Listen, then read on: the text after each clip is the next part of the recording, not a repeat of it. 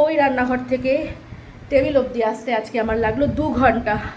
আজকে আমার জেঠু আসছে, বাড়ির লোকজন। আমি কি রান্না করেছি চলো দেখে নিই।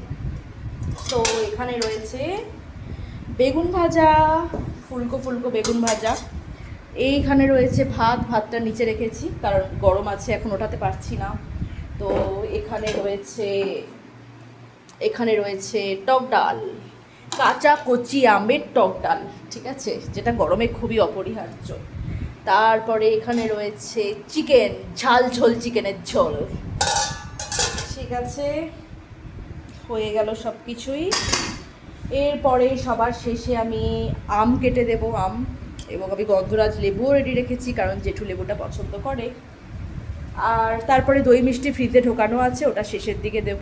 তো এই সমস্ত কিছু করে এবার আমি ওয়েট করছি কখন আমার বাড়ির লোক আসে।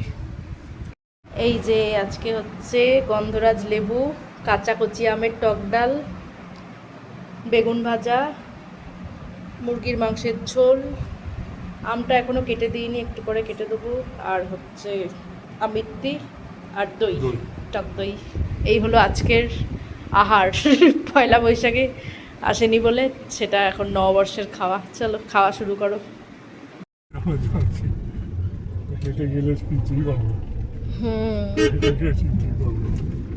হ্যাঁ, গেলে চেনা মুশকিল। যেটুকু একটু এগিয়ে দিতে গিয়ে একটু ঘুরু ঘুরেও করে নিলাম।